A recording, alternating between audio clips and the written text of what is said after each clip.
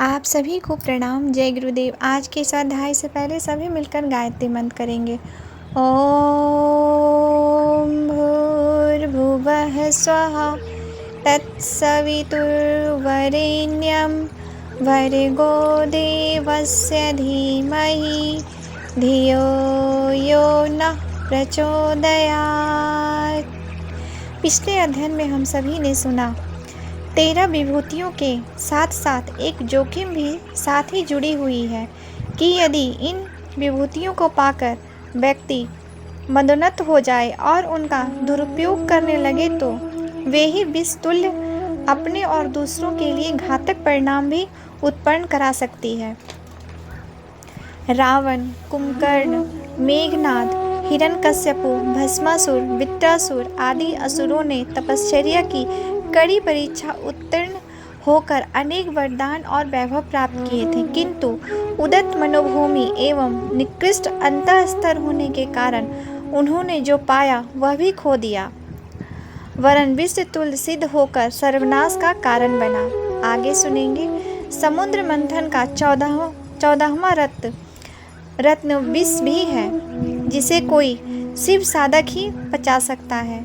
भगवान शंकर ने संसार की क्षति न होने देने के उद्देश्य से समुद्र मंथन से निकले हुए विष को अपने कंठ में धारण कर लिया था। संसार में दोष दूषण का अंश भी बहुत है। उसे न तो पेट में भरना चाहिए और न मुख से कटु कर्कश बोलना चाहिए। जहाँ सुधार संभव है वहाँ प्रयत्न किया जाए, अन्यथा दुरित को न तो खाना ही उचित है न उगलना ही। उसे कंठ में धारण किए रहना चाहिए। शिव ने यही किया। आध्यात्म साधना के साधकों को यही करना चाहिए। इस मार्ग पर चलते हुए विभूतियों की जो अमृतमयी उपलब्धियां होती है वह विषक्त न हो पाए, इसका ध्यान रखना चाहिए। कुंडलिनी साधना समुद्र मंथन की तरह है। उससे उपयुक्त 14 रत्न हर साधक को मिल सकते हैं। अधः और ऊर्ध्व ध्रुव केंद्रों में वह सब कुछ भरा पड़ा है जो संसार में ही विद्यमान है। सहस्त्रार और मूलाधार के रत्न भंडारों की तिजोरी खोल सकने की चाबी का नाम ही कुंडलिनी साधना है। जो उसे कर सके उस दुस्साहसियों को इस संसार का अति सौभाग्यशाली व्यक्ति बनने का अवसर मिल सकता है। आगे है महासर्पिणी कुंडलिनी और उसका महासर्प। पौराणिक कथाओं में यह बताया जा चुका है कि शेषनाग पर पृथ्वी अवस्थित है या पृथ्वी को शेषनाग ने साध रखा है और शेषनाग की सैया पर ही भगवान लेटे हुए हैं, विश्राम कर रहे हैं। भगवान और पृथ्वी दोनों एक ही आधार पर होने का अर्थ वह जोड़ने वाली शक्तियाँ या क्रिया ही है जो पृथ्वीवासी निवासी को विराट ब्रह्मांड के साथ जोड़ती है। आगे जब शरीर की रचना और शेषनाग के रहस्य पर प्रकाश डालेंगे तो यह बात साफ समझ में आ जाएगी। अभी तक जो भी कहा गया है उसमें से ध्यान रखने वाली बात यह है कि मनुष्य शरीर को भगवान ने विराट ब्रह्मांड की एक परमाणु शक्ति के रूप में विकसित किया है। अर्थात जिस प्रकार पदार्थ की सारी शक्तियाँ परमाणु में सन्निहित होती है, उसी प्रकार संसार में जो कुछ है उसे शरीर में परमाणु रूप में स्थापित कर दिया गया है। 7 लोक भू भुवः स्वः मह जन तप सत्यम प्रसिद्ध है। ये उधरगामी लोक है। 7 अधोगामी लोक भी है। इसके बाद आकाश गंगा में घूमने वाले जो भी नक्षत्र हैं वे सब इस शरीर में बीज रूप से आ बैठे हैं। उनका चिंतन, अध्ययन और स्मरण करने से इन लोकों की हलचलों का ही पता चलता है, वरन उनमें पृथ्वी पर अब से हजारों वर्ष बाद तक पड़ने वाले प्रभाव को भी देखा जा सकता है। 4 युग बांटकर उनमें होने वाली क्रियाकलापों को योगियों ने पहले ही लिख कर रख दिया था।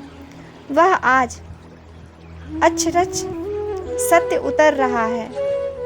अब जो हम भविष्य के संबंध में कहा करते हैं उसकी सत्यता को संसार शीघ्र ही स्वीकार करेगा। इस सूक्ष्म लोक को अवस्थान को चक्र कहते हैं। 7 लोकों के 7 चक्र हैं। इनका विवरण पहले भी गायत्री महाविज्ञान में हम लोगों ने कर चुका है। जिन्हें जिज्ञासा हो वो उसे दोबारा पढ़ सकते हैं। उन चक्रों में अंतिम चक्र मूलाधार है, जो मूत्रेंद्रियों से 2 अंगुल नीचे गुदा के समीप सिवान भाग में स्थित है। इसे पृथ्वी लोक का प्रतिनिधि मानते हैं। मूलाधार में पहुंचा हुआ साधक पृथ्वी की सारी गतिविधियों का न केवल दर्शन और ज्ञान कर सकता है, वरन वह पृथ्वी का स्वामी हो जाता है। सारी पृथ्वी उसके लिए गेंद की तरह हो जाती है। वह किसी भी स्थान के निवासी की सूक्ष्म से सूक्ष्म चित्तवृत्तियों, इच्छाओं तक का पता कहीं भी बैठा हुआ लगा सकता है। इसी तरह मस्तिष्क में शून्य चक्र है। इसे सहस्त्रार भी कहते हैं। यह सिर के ऊपर अवस्थित है। यह जग जाने पर बहुत प्रकाशमय रंगों की अति सुंदरता युक्त अति वेग वाली गति का हो जाता है। इसमें गिनने पर 960 दल पाए जाते हैं। इसके केंद्र में 12 दल का एक छोटा सा कमल है। उसमें चमकता हुआ श्वेत रंग है, जिसके भीतर सुनहला रंग समाया है। यह सत्यलोक का प्रतिनिधि स्थान है और यह प्रकाश सत्यलोक स्थित भगवान का परमाणु बीज है। अर्थात सहस्त्रार को जान लेने का अर्थ भगवान के दर्शन कर लेना है। यहाँ आकर आदमी की इच्छाएं और वासनाएं सब शांत हो जाती है।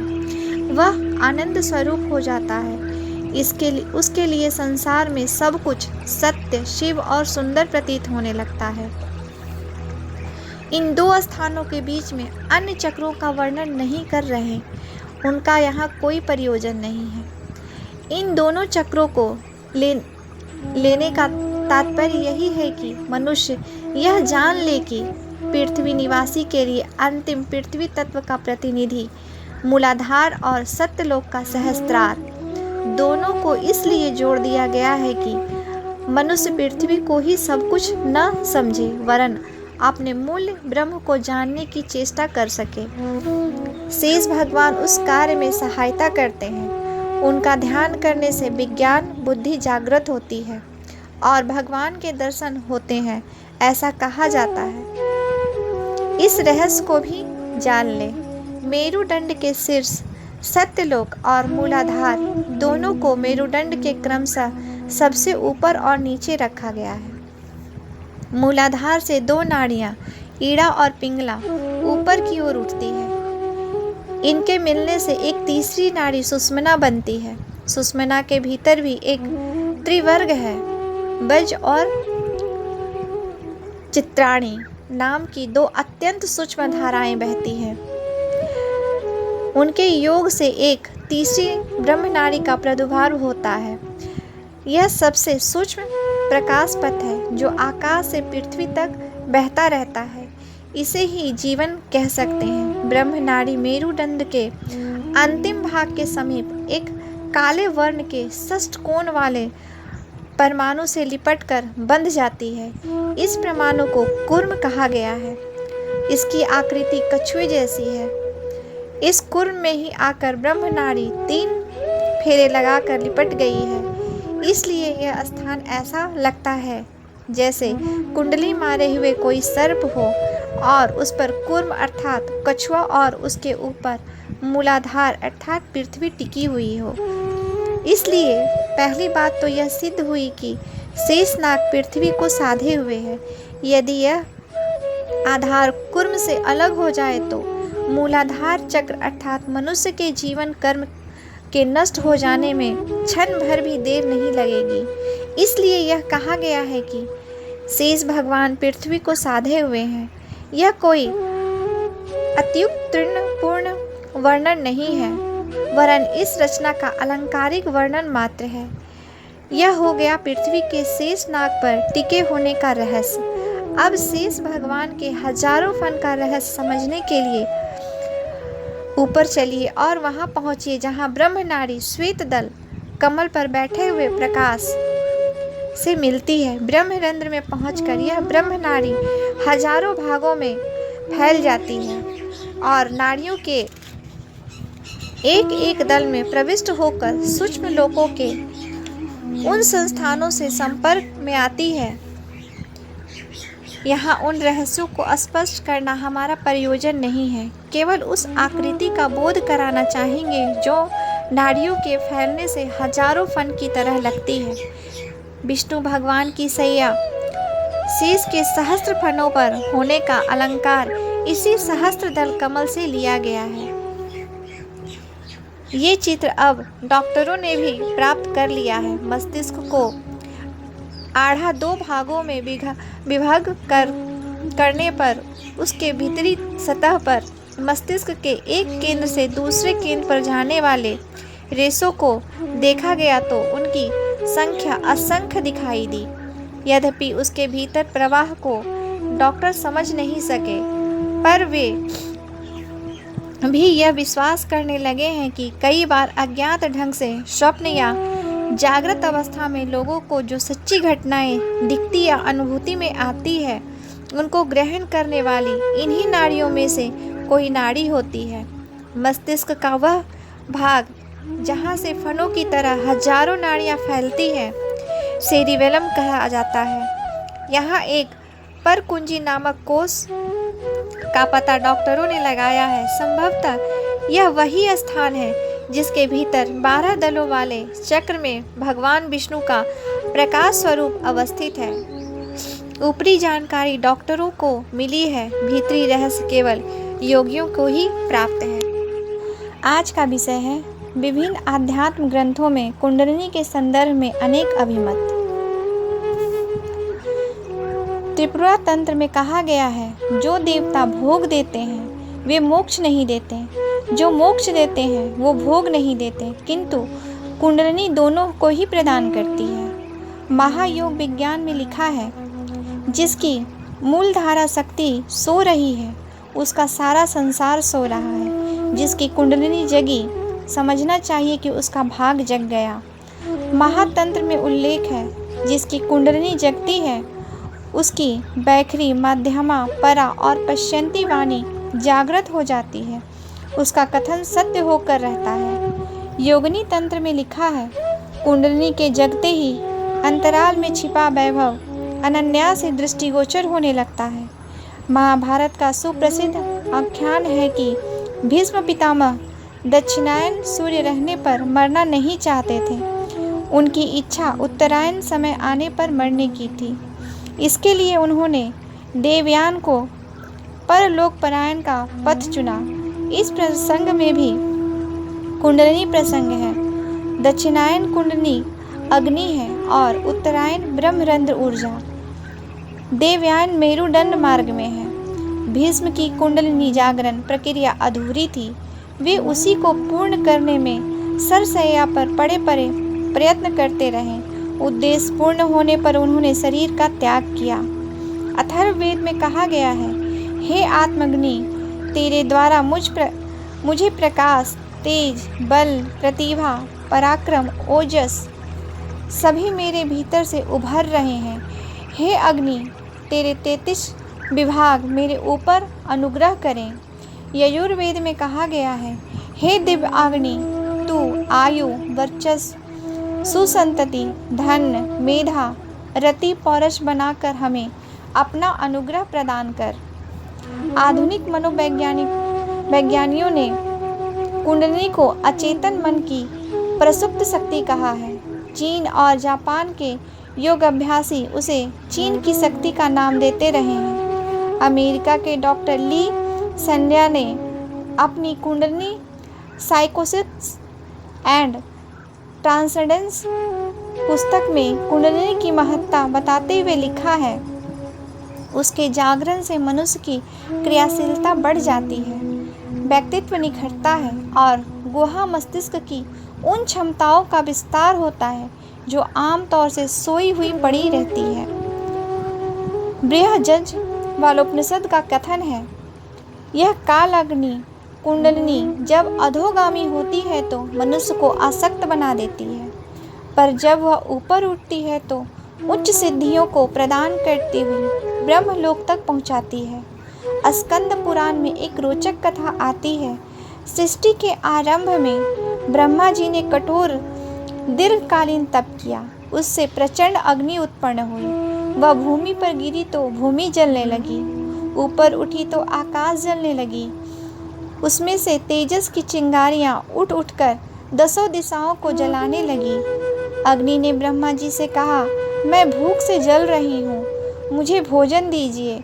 ब्रह्मा जी ने एक एक करके अपने शरीर के सारे अंग उसे खिला दिए, तो भी उसकी तृप्ति नहीं हुई और वह भूखी भूखी कहकर चिल्लाकर रुदन करने लगी। ब्रह्मा जी को कोई उपाय न सूझा तो उन्होंने कहा, तू कामुक व्यक्तियों के शरीर में घुस जा और उनकी समस्त धातुओं का भक्षण करना। अग्नि ने ऐसा ही किया। उसने असंख्य कामुक नर नारियों को खा लिया, किंतु तृप्ति तब भी न हुई। तब प्रजापति ने उसे देवता और ऋषियों के अंतःकरण में प्रवेश करने के लिए कहा। वहाँ अमृत भरा हुआ पाया। अग्नि उसका पान करते करते तृप्त हो गई और प्रसन्नता पूर्वक वहीं रहने लगी। इस कथन का तात्पर्य यह है कि कुंडलिनी का काम क्षेत्र में प्रवेश होता है तो वह जर्जर कर देती है, किंतु जब उसका प्रयोग दिव्य प्रयोजनों के लिए होता है तो वह स्वयं भी प्रसन्न रहती है और आश्रयदाता को भी प्रसन्नतादायक वरदानों से भर देती है। कुंडलिनी को दावानल कहा गया है, जो जंगलों को जलाकर खाक कर देती है।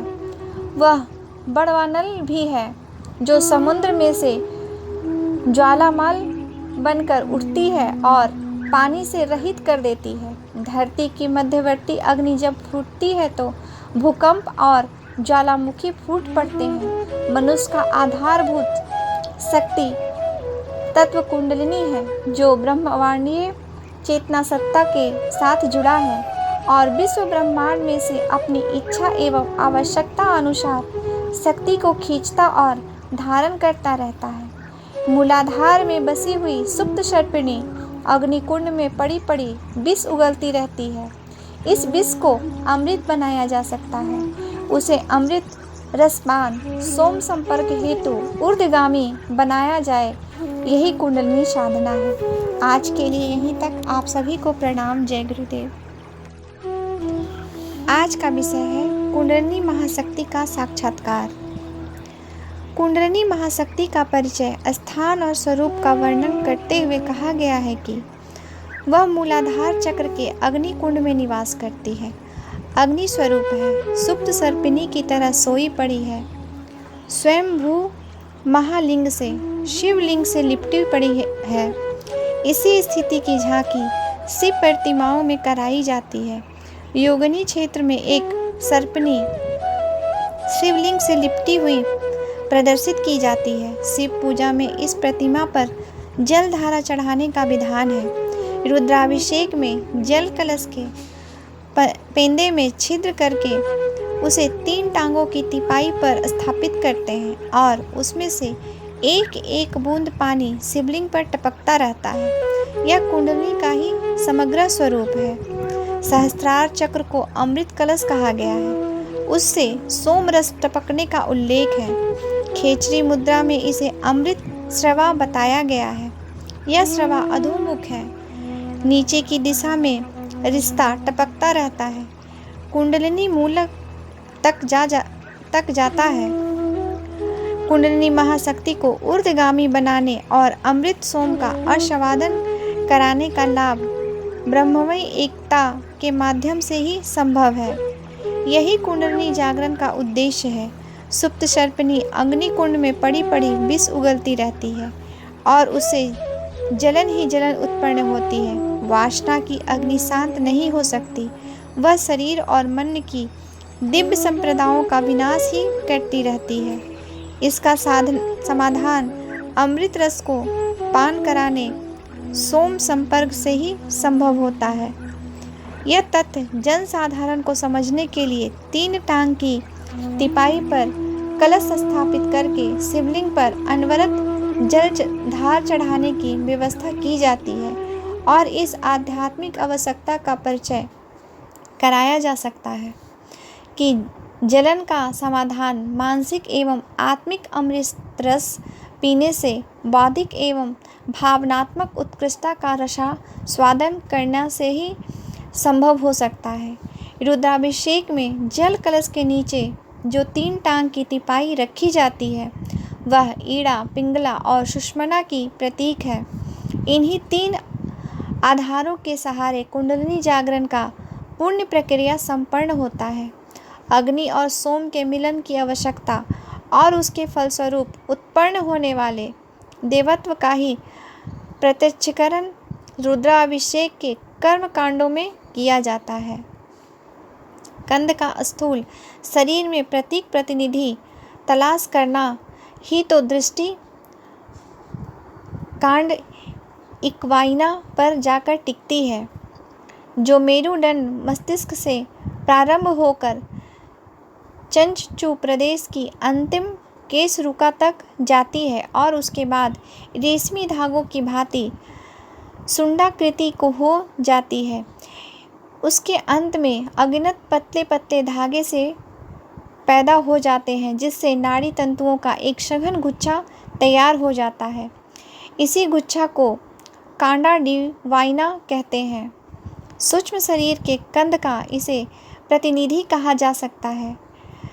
शरीर शास्त्र की दृष्टि से वही स्वयंभू लिंग है।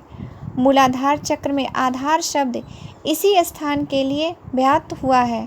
रीढ़ की अंतिम 4 अस्थियों से के सम्मिलित समुच्चय को भी कई मनुष्यों ने कंद बताया है। मलमूत्र छिद्र के मध्य स्थान पर मूलाधार बताया गया है। उसे चमड़ी की ऊपरी सतह नहीं मान लेना चाहिए, वरन उस स्थान की सीध में ठीक ऊपर पराया 3 अंगुल ऊंचाई पर अवस्थित समझना चाहिए। मस्तिष्क में आज्ञा चक्र भी भूमध्य भाग में कहा जाता है, पर वह ऊपरी सतह पर नहीं, 3 अंगुल गहराई पर है। ब्रह्मरंध्र भी खोपड़ी की ऊपरी सतह पर कहाँ है, वह भी मस्तिष्क के मध्य केंद्र में है। ठीक इसी प्रकार मूलाधार को भी मलमूत्र छिद्र के मध्य वाली सीध पर अंतःगहर में अवस्थित मानना चाहिए। गर्भाशय की दीवारों से जुड़े हुए नाड़ी गुच्छक ही गर्भस्थ शिशु को नाभि मार्ग से सभी उपयोगी पदार्थ पहुंचाते रहते हैं। इन गुच्छकों को यह पहचान रहती है कि कितनी आयु के भ्रूण को क्या क्या पोषक तत्व चाहिए। गर्भाशय के संवेदनशील नाड़ी गुच्छक के उस अनुपात का मात्रा का पूरा ध्यान रखते हैं और बिना रई रत्ती व्यतिक्रम किए शिशु की आवश्यकता पूरी करते रहते हैं। जीवन की आवश्यकता पूरी करने के लिए सबसे प्रथम और सबसे आवश्यक क्रिया चूसने की होती है। बच्चों में यह प्रवृत्ति उसे माता का स्तनपान करने की उत्तेजना देता है। यही प्रवृत्ति प्रौढ़ आने पर यौनाच्छा के रूप में विकसित होती है। बिना किसी प्रशिक्षण के ये दोनों ही प्रवृत्तियाँ अपने अपने ढंग से हर प्राणी में अंतः प्रेरणा से ही उठती और प्रयोग में आती है। इन जीवन उपयोगी प्रेरणाओं के केंद्र यही स्थान है, जिन्हें कंद, कुंड या काम बीज कहते हैं। आज के लिए यहीं तक। आप सभी को प्रणाम। जय गुरुदेव।